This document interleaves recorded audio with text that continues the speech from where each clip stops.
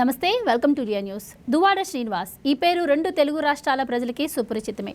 ఈయన YCP MLC కన్నా కూడా వ్యక్తిగత విషయాల ద్వారా బాగా పాపులర్ అయ్యాడు. అయితే తాజాగా ఈయన వైసీపీకి కొంచెం దూరంగానే ఉంటున్నారు. ఈ నేపథ్యంలో ఈరోజు ఆయన సంచలన కామెంట్స్ చేశారు.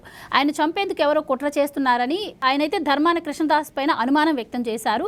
అలాగే కింజరపు అప్పన్న అనే వ్యక్తికి ఆయన భార్య అయినటువంటి మాధవికి ఫోన్ చేసి ముందుగానే హెచ్చరించారని, ఎవరొస్తారో వచ్చి చంపుకోండి అని చెప్పి ఆయన హల్చల్ చేయడం అయితే జరుగుతుంది. మరి అసలు ఆయన చంపాల్సిన అవసరం ఎవరికి ఉంది అన్న విషయాన్ని తెలుసుకుందాం. మనతో పాటు ఉన్నారు ప్రముఖ ఆర్థిక, రాజకీయ, సామాజిక విశ్లేషకులు రాజేష్ అప్పసాని గారు. నమస్కారం సార్. నమస్కారం.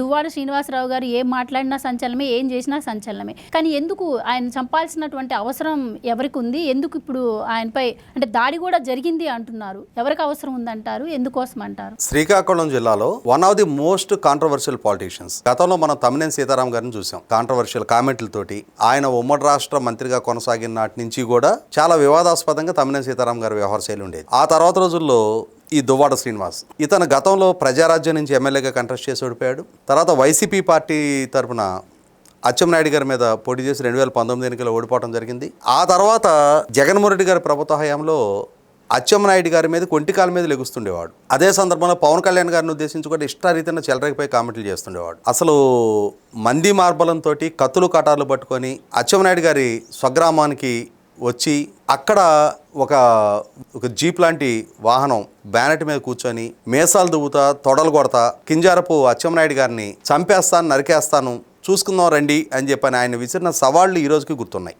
అదే దువ్వాడ శ్రీనివాస్ గారు తర్వాత రోజుల్లో ఆయన వైవాహిక జీవితంలో ఆయన సృష్టించుకున్న సమస్య, సంక్షోభం, దాని కారణంగా ఆయన సతీమణి, కూతుర్లిద్దరూ ఒకవైపు, ఆయన వేరే ఎఫ్ఐఆర్ తోటి వాళ్ళ అంతర్గత వ్యవహారం, అది వాళ్ళ ప్రైవేట్ ఇష్యూ, అది దాంతో కూడా వివాదాస్పదం అయ్యాడు. రాష్ట్ర వ్యాప్తంగా కూడా చర్చనీయాంశంగా మారాడు. అటువంటి దువ్వాడ శ్రీనివాస్ గారు ఈ మధ్యకాలంలో శ్రీకాకుళం జిల్లాలోనే కోన రవికుమార్ గారు ఒక అంశంలో అక్కడ తన మీద దాడి జరుగుతుంది, అంటే తెలుగుదేశం పార్టీలోనే విదిన్ ద పార్టీ తన్ని ఇబ్బంది పెట్టే ప్రయత్నం చేస్తున్నారు అని చెప్పని కోన రవికుమార్ గారి నుంచి ఒక కామెంట్ వచ్చిన నేపథ్యంలో శ్రీకాకుళం జిల్లాలో 3 ప్రధాన సామాజిక వర్గాలు రాజకీయంగా కూడా, ఒకరు కొప్పుల వెలమ, 2 కళింగ, 3 తూర్పు కాపులు. ఈ 3 సామాజిక వర్గాల మధ్య అక్కడ కొంత వర్గ రాజకీయాలు నడుస్తున్నది వాస్తవం. ఇవాళ దువ్వాడ శ్రీనివాస్ గారు, కోన రవికుమార్ గారు లాంటి వాళ్ళు కళింగ సామాజిక వర్గీయులు. ఆ రోజు రాజకీయంగా చెరొక పార్టీలో ఉన్న కోన రవికుమార్ గారికి మద్దతుగా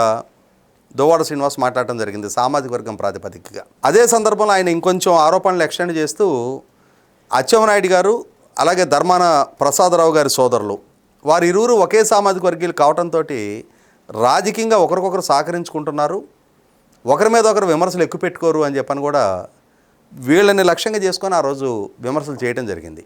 అటువంటి దువ్వాడ శ్రీనివాస్ గారు ఇప్పుడు వైసీపీ ప్రభుత్వ హయాంలో ఆ 5 సంవత్సరాల tenure first half Dharmana Krishnadas గారు మంత్రిగా ఉన్నారు, సెకండ్ టెన్యూర్ ధర్మాన ప్రసాదరావు గారు మంత్రిగా ఉన్నారు. అలా మంత్రిగా ఉన్న రోజుల్లో ధర్మాన కృష్ణదాస్ గారు జగన్మోహన్ రెడ్డి గారి కళలో ఆనందం చూడటం కోసం అని చెప్పని ఆయన సంకల్పించుకున్న 3 రాజధానుల అంశానికి మద్దతు ప్రకటిస్తూ ఆ రోజున అమరావతి రాజధాని రైతులను ఉద్దేశించి అభ్యంతరకర పదజాలంతో బహిరంగ సభలో దూషించాడు, పచ్చి బూతులతో మాట్లాడాడు. అంటే మనం అచ్చ తెలుగులో మాట్లాడుకుంటే పచ్చి బూతులతోటి అమరావతి రైతుల మీద విరుచుకుపడ్డాడు బహిరంగ సభలో. అదే ధర్మాన ప్రసాదరావు కూడా అదే వైఖరిని కొనసాగిస్తూ విశాఖపట్నాన్ని కనుక ఎగ్జిక్యూటివ్ రాజధానిగా మీరు ఒప్పుకోకుంటే మా 3 జిల్లాలకి మాదొక రాష్ట్రంగా విభజించండి అని చెప్పని ఒక ప్రత్యేక వాదాన్ని ఎత్తుకున్నాడు. ఉత్తరాంధ్ర 3 జిల్లాలను ఒక రాష్ట్రంగా చేయమని చెప్పని, అంటే మీరు గనక విశాఖపట్నం రాజధానికి గనక ఒప్పుకొని పక్షంలో మీతో కలిసి ఉండాల్సిన అవసరం మాకు లేదు అని చెప్పని ప్రాంతీయవాదాన్ని తలకెత్తుకున్న ధర్మాన ప్రసాదరావుని కూడా చూసాం. అటువంటి నాయకులు ఇవాళ దువ్వాడ శ్రీనివాస్ని చంపే ప్రయత్నం చేస్తున్నారని చెప్పని దువ్వాడ శ్రీనివాసు ఆరోపిస్తూ ఉన్నాడు. అదే క్రమంలో తనకు ఆ సమాచారం ఇచ్చింది కూడా ఎవరు? కింజారపు అప్పన్న అని చెప్పని మళ్ళీ ఆ ధర్మాన కింజారపు సామాజిక వర్గీయులకు సంబంధించిన వ్యక్తే దువ్వాడ శ్రీనివాస్ గారి ప్రస్తుత కలిసి సహజీవనం చేస్తున్న మాధురి గారికి సమాచారం అందించాడు అని చెప్పని చెప్తా ఉన్నారు. మరి ఇక్కడ నేను ఇందాక ప్రస్తావించినట్టుగా అక్కడ ఉన్న సామాజిక వర్గాల మధ్య ఉన్న ఈ వైరుధ్యాల కారణంగా ఈ విధమైన ఆపోహలు తలెత్తుతున్నాయా? ఇక్కడ ప్రస్తుతం దువ్వాడ శ్రీనివాస్ సిట్టింగ్ ఎమ్మెల్సీగా ఉన్నాడు. ఒక ఎమ్మెల్సీ తన ప్రాణాలకు ముప్పు ఉంది, నన్ను హత్య చేయించే ప్రయత్నం జరుగుతూ ఉంది, నాకు పలానా వ్యక్తి సమాచారం ఇచ్చాడు అని చెప్పని బాహాటంగా ప్రకటన చేస్తూ ఉన్నప్పుడు ఆ హత్యకి పూనుకుంటున్న వ్యక్తి కూడా వైసీపీ పార్టీలో మాజీ మంత్రిగా పనిచేసి గత టెన్యూర్లో మరి అక్కడి నుంచి శాసనసభ్యుడిగా ప్రాతినిధ్యం వహించి మంత్రిగా కొనసాగిన ధర్మాన కృష్ణదాసే దానికి బాధ్యుడు అని చెప్పని ఆరోపణలు చేస్తూ ఉన్నప్పుడు ప్రభుత్వం దాని మీద ఇమ్మీడియట్గా సీరియస్గా యాక్షన్ తీసుకోవాలి. ఆ కింజారపు అప్పన్నని పిలిచి విచారించాల్సిన అవసరం ఉంది. అతనుకున్న సమాచారం ఎంత వాస్తవానికి దగ్గరగా ఉన్న సమాచారం అని చెప్పని నిర్ధారణ చేసుకోవాల్సిన అవసరం ఉంది. అదే సమాచారం కనుక వాస్తవం కనుక అయ్యి ఉంటే నిజంగానే దువ్వాడ శ్రీనివాస్ ప్రాణాలకు ముప్పు ఉంది అనేది కనుక ప్రభుత్వం దృష్టికి వస్తే ఖచ్చితంగా ధర్మాన కృష్ణదాస్ విషయంలో చట్టపరంగా ప్రొసీడ్ అవ్వాల్సిన అవసరం ఉంది. వాళ్ళ మీద చర్యలు తీసుకోవాల్సిన అవసరం ఉంది. వాళ్ళకేమీ అదనపు ఇమ్యూనిటీ కల్పించాల్సిన నెక్స్ట్ లేదు. వాళ్ళు ఏదో సీనియర్ నాయకులు కాబట్టి గతంలో మంత్రులుగా పనిచేశారు కాబట్టి అని చెప్పని వాళ్ళ విషయంలో ఇమ్యూనిటీ ప్రదర్శించాల్సిన నెక్స్ట్ లేదు.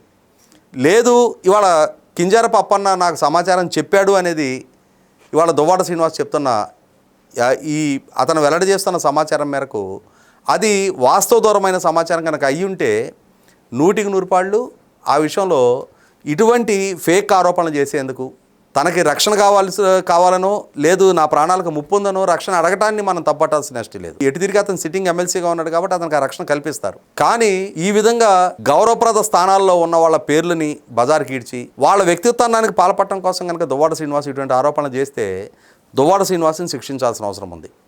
కాబట్టి ఇక్కడ ఒక సిట్టింగ్ ఎమ్మెల్సీకి సంబంధించి ఒక మాజీ మంత్రికి సంబంధించి ఇంత గంభీరమైన ఆరోపణలు వస్తూ ఉన్న నేపథ్యంలో ఒక సిట్టింగ్ ఎమ్మెల్సీ నన్ను పలానా మాజీ మంత్రి హత్య చేయించడానికి ప్రయత్నం చేస్తున్నాడని చెప్పిన ఆరోపణలు చేస్తున్న నేపథ్యంలో ఖచ్చితంగా ఇదేదో రాజకీయపరమైన విమర్శలు ప్రతి విమర్శలకి పరిమితమైన అంశంగా పరిగణించకుండా దాని మూలాల్లోకి వెళ్ళి విచారణ చేయాల్సిన అవసరం ఉంది. ఒకవేళ నిజంగానే అతనికి ప్రాణాలకు కనుక ముప్పు ఉంటే అతనికి తగిన రక్షణ కల్పించాల్సిన బాధ్యత ప్రభుత్వం మీద ఉంటుంది. ప్రశాంతమైన శ్రీకాకుళం జిల్లాలో సార్ ఇక్కడ మనకు గతం నుంచి చూసుకుంటే వైసీపీలో గతంలో రఘురామకృష్ణరాజు గారు కూడా అదే పార్టీలో ఉండి ఆ పార్టీ విధానాలు నచ్చక పార్టీకి వ్యతిరేకంగా ఉన్నందుకు ఆయనపైన ఎలాంటి ప్రయత్నాలు జరిగాయో మనం చూసాం. ఇప్పుడు అదే ఆరోపణలు దువ్వాడ కూడా చేస్తూ ఉన్నారు. ఏంటి అసలు ఒక్క వైసీపీలోనే ఎందుకు ఇలాంటివి మనం వినాల్సి వస్తుంది? అంటే ఆ పార్టీ పెద్దలు ఎవరైతే ఉంటారో అధినేత ఎవరైతే ఉంటారో వాళ్ళు చెప్పిన మాటలు విని వాళ్ళు చెప్పినవి చేస్తేనే ఆ పార్టీలో మనుగడ, లేదు అంటే ఇలాంటి హత్యాయత్నాలు ఎదుర్కోవాల్సిన అవసరం ఉంటుందంటారా? ఎలా చూడొచ్చు? 100% ఇది సీరియస్గా కన్సిడర్ చేయాల్సిన ఇష్యూనే. ఎందుకంటే ఇవాళ ఎన్డీఏ కూటమి ప్రభుత్వం ముఖ్యంగా Visakha economic region development authority పేరిట ఉత్తరాంధ్రని ఒక ప్రత్యేక జోన్గా అంటే శ్రీకాకుళం నుంచి ఈస్ట్ గోదావరి జిల్లా వరకు పూర్వ ఈస్ట్ గోదావరి జిల్లా వరకు ఒక ప్రత్యేక జోన్గా పరిగణించి లక్షలాది కోట్ల పారిశ్రామిక పెట్టుబడులు రప్పించే ప్రయత్నం చేస్తున్నారు. మూలపాడు పోర్టు లాంటి పోర్టు బేస్డ్ పెట్టుబడులు రప్పించే ప్రయత్నం చేస్తున్నారు.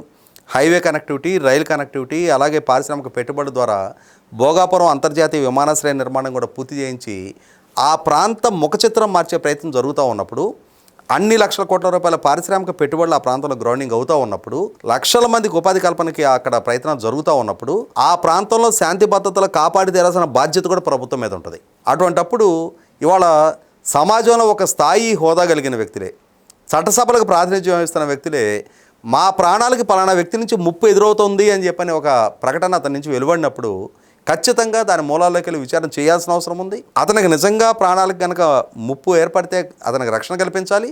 ఒకవేళ నిజంగా అతనికి ప్రాణాలకి కనుక ముప్పు తలపెట్టిన వ్యక్తి పలానా అని చెప్పి నిర్ధారణ అయితే అతని మీద చట్టపరంగా చర్యలు తీసుకోవాల్సిందే.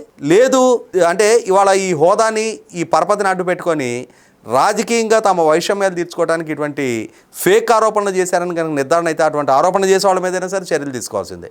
కాబట్టి దీని మూలాల్లోకి వెళ్ళి విచారణ జరపాల్సిన బాధ్యత ప్రభుత్వం మీద ఉంటుంది. Thank you so much. నమస్కారం. Please subscribe to Leo news for more videos.